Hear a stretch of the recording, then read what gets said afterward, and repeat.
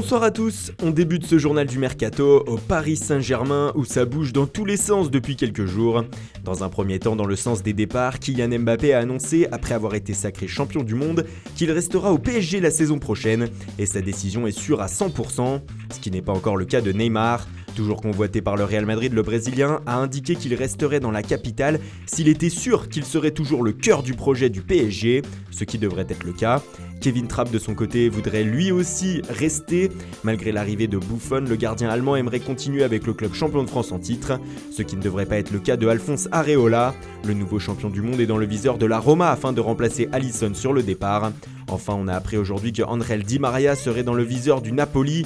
Carlo Ancelotti aurait même directement appelé l'Argentin pour lui proposer de venir en Italie. Dans le sens des arrivées, deux noms reviennent à la une ces derniers jours. Le premier est celui de Leonardo Bonucci. Le défenseur italien aurait déjà rencontré les dirigeants parisiens mais attendrait la décision finale concernant l'exclusion du Milan AC de toute compétition européenne avant de donner sa réponse. Le PSG dans le même temps aurait des vues sur le milieu de terrain de l'Ajax Frenkie de Jong, mais ce dernier serait plutôt proche du Barça. À Marseille, l'interminable dossier Mario Balotelli se poursuit. On a appris aujourd'hui que pour le moment, l'OGC Nice n'avait reçu aucune offre de la part de l'OM pour son attaquant. L'Italien a d'ailleurs repris l'entraînement avec les Aiglons hier, mais les finalistes de la Ligue Europa ne s'arrêtent pas là et continuent de multiplier les pistes.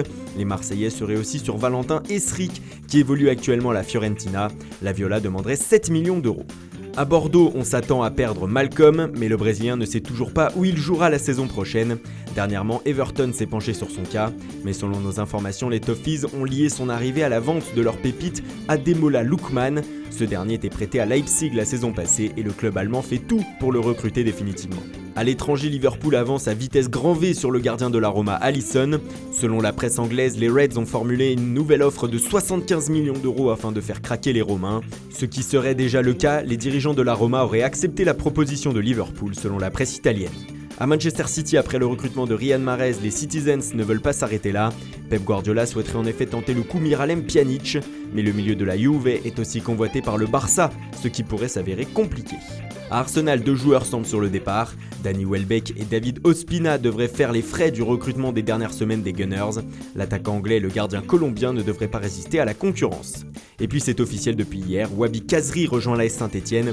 Prêté la saison dernière par Sunderland à Rennes, le Tunisien rejoint donc le Forest pour 4 ans. Nice de son côté a annoncé sa troisième recrue en la personne de Youssef Attal. L'Algérien qui évolue au poste de latéral droit jouait en Belgique à Courtrai. Le frère de Raphaël qui évolue à Lyon, Fabio, rejoint aussi la France. Le latéral brésilien qui jouait à Middlesbrough arrive à Nantes pour les 3 prochaines saisons. Yves Bissouma de son côté quitte Lille. L'international malien prend la direction de l'Angleterre et de Brighton contre la somme de 20 millions d'euros. Caen de son côté a prêté son milieu de terrain Durel Avounou en Ligue 2 jusqu'à la fin de la saison. Il évoluera à Orléans. Enfin à l'étranger, nouveau prêt pour le joueur de Manchester City, Yo Yeboah. L'attaquant jouera cette saison à Numancia en 2e division espagnole.